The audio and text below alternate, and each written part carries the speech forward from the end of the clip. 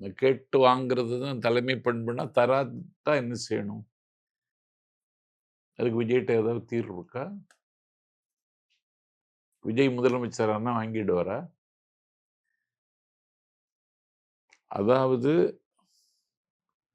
விஜய் தமிழ்நாட்டினுடைய உரிமை குரலை ஊனப்படுத்துகிறார். அவர் ரசிகர்களுக்காக பேசுகிறாரே தவிர தமிழர்களுக்காக பேசவில்லை.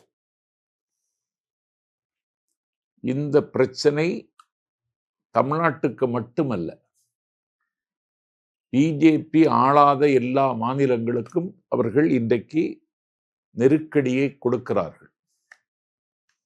ஒரு இந்து ராஷ்டிரம் அமைக்கிற கனவில் இருக்கிற பிஜேபி கட்சி, அதன் ஆட்சி இன்றைக்கு தமிழ்நாட்டில் சிபிஎஸ்இ பள்ளி தொடங்குவதற்கு மாநில அரசினுடைய தடையில்லா சான்றிதழ் தேவையில்லை என்று முடிவெடுத்தது மட்டுமல்ல, ஒரு பள்ளிக்கு கிடைத்திருக்கிற அனுமதியை வைத்துக்கொண்டு புதிய பள்ளிகளை தொடங்கலாம் என்று இன்றைக்கு அவர்கள் முடிவெடுத்திருக்கிறார்கள்.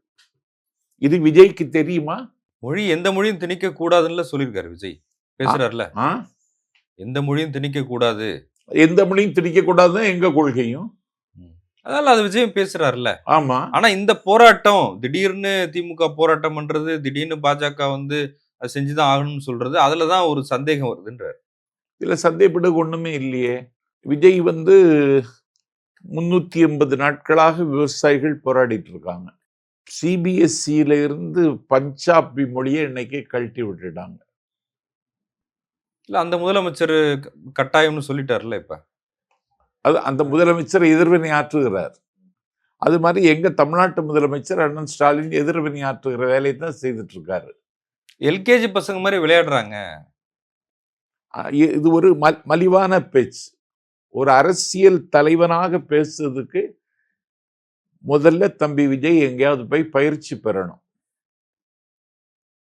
இது ஒரு முக்கியமான பிரச்சனைய நீங்க கொச்சைப்படுத்துறீங்க. ஒன்றிய அரசாங்கத்தை எதிர்த்து கெட் அவுட் மோடி அப்படின்னு தமிழ்நாட்டினுடைய துணை முதலமைச்சர், கழகத்தின் இளைஞரணி செயலாளர் இன்னைக்கு துணிச்சலாக அறிவித்துட்டார்.